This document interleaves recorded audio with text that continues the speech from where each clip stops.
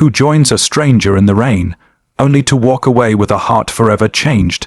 It all started on a grey, drizzling Tuesday in early autumn, the kind of day that feels like the sky is mourning something it can't say. People hurried by with their umbrellas like little floating domes, heads down, eyes empty, trying not to feel anything. The streets of Boston were soaked and cold, but he noticed her, a young woman, no older than 22, sitting alone on a wooden bench near the crosswalk. She was soaked to the bone. Her arms were wrapped tightly around herself, her shoulders shivering, her tears lost among the raindrops. But something about her didn't look just cold. She looked broken. Michael Reeves, a single father in his late 30s, paused mid-step on his way to pick up his 8-year-old daughter, Lily, from her after-school program. He had an umbrella in one hand, and in the other, a bright pink one, lilies, with unicorns and glitter printed along the edges. She had insisted he carry it just in case she forgot hers. Of course she had. Michael didn't know what made him stop. Maybe it was the way her hair clung to her face, or how her eyes stared out like she wasn't really seeing the world anymore. Maybe it was because, once upon a time, he had sat on a bench just like that. After his wife, Marissa, died giving birth to Lily, he had felt like the rain might just wash him away too. He remembered thinking, how do I raise a child alone when I can barely hold myself together? So he stopped.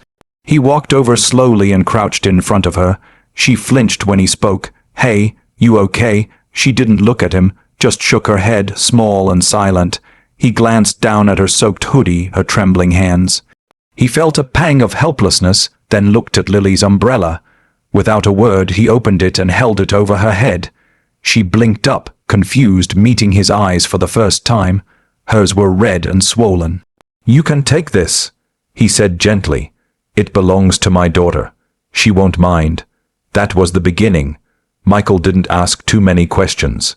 He just sat beside her, still holding the umbrella above them both. They sat in silence for a while, the kind that wasn't awkward but necessary. Eventually, she whispered her name, Emily.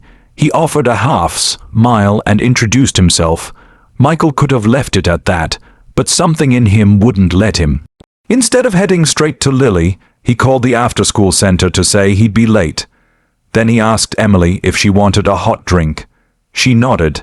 At the nearby coffee shop, over cocoa and the quiet hum of steam machines, Emily finally spoke. She had just lost her mother 3 days ago, her only family, cancer, quick and cruel. Emily had dropped out of college to take care of her, used all her savings, sold everything that didn't matter until now. Nothing was left.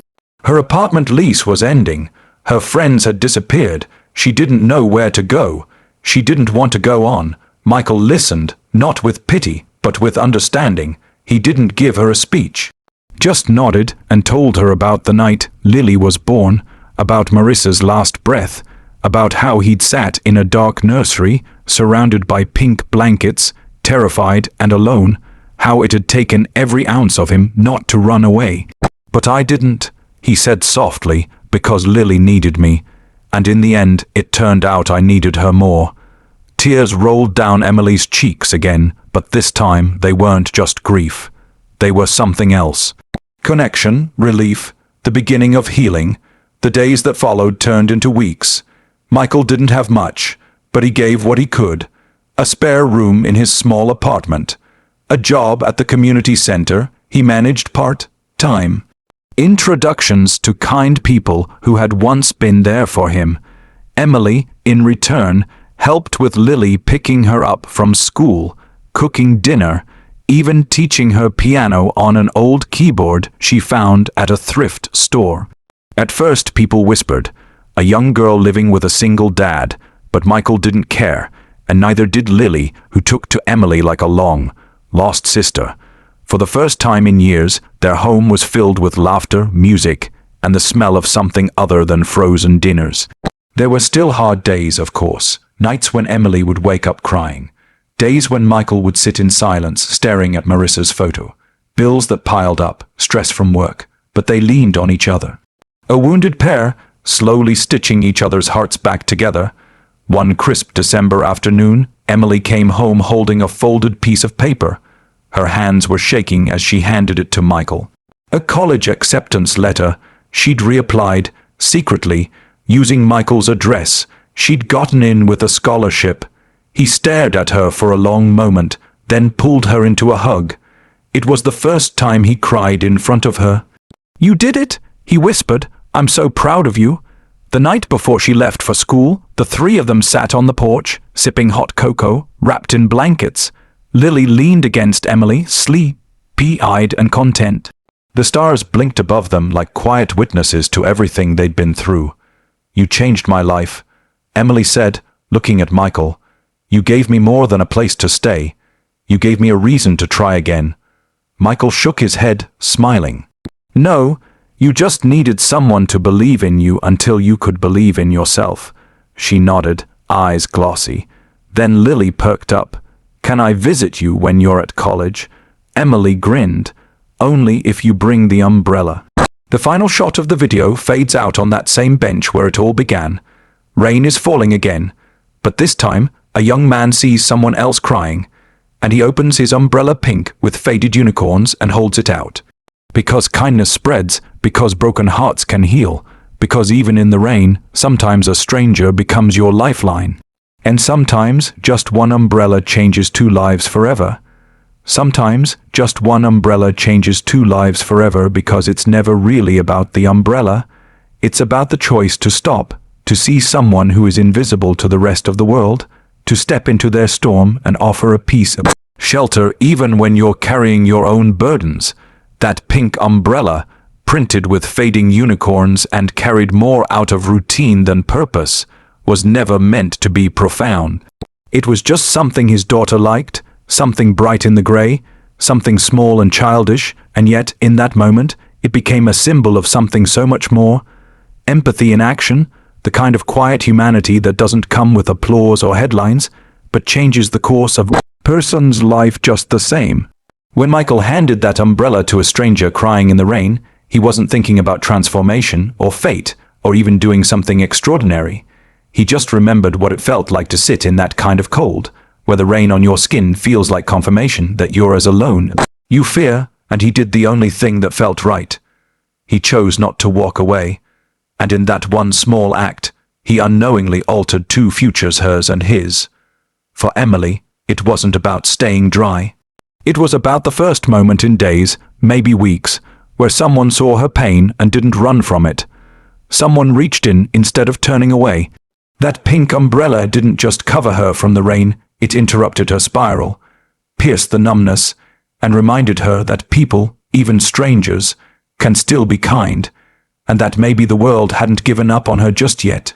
That kind of gesture doesn't fix everything. It doesn't bring a mother back, or refill a bank account, or erase the weight of grief, but it does something else that's equally powerful.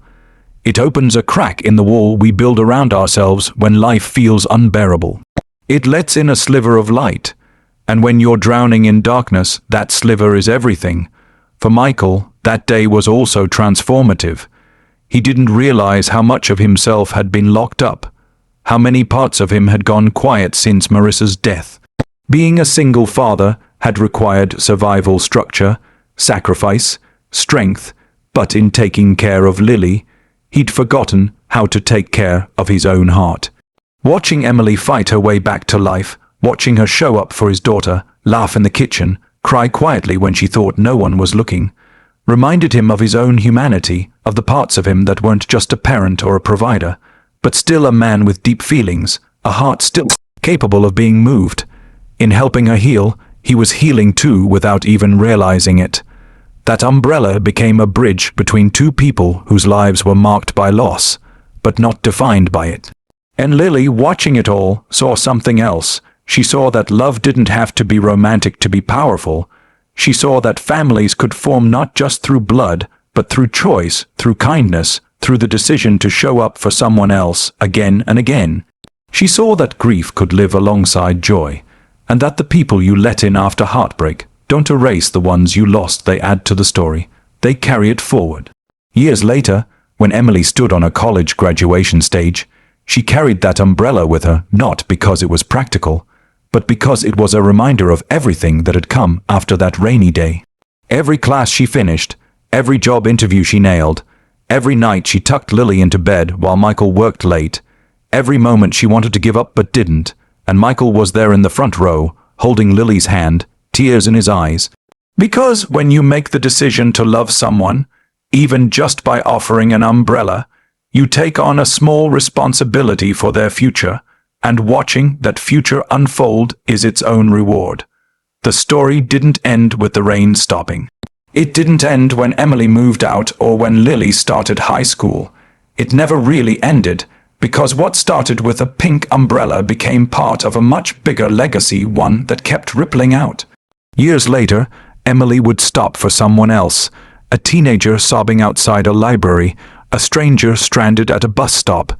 She would stop, and she would remember, and maybe, just maybe, she'd hand them the same umbrella. Or maybe she'd simply offer a word, a meal, a quiet seat beside them, but she would stop, because she had been saved, not by grand gestures or perfect plans, but by a man who paused in the middle of his own chaotic life just long enough to see her. That's the power we all hold, in small moments that seem inconsequential to change someone's direction, to become a turning point in their story, to pass on the hope we once received. So no, it was never just about the umbrella. It was about grace, the kind you don't earn, the kind that doesn't make sense, the kind that shows up in the rain when everything feels lost and reminds you that you're not invisible, you're not alone, you're not beyond saving, and the truth is, most people won't remember the weather that day, or what Michael was wearing, or what Emily ordered at the cafe, but they will remember this, that in a world that often rushes past the broken, someone stopped. Someone cared, and that made all the difference.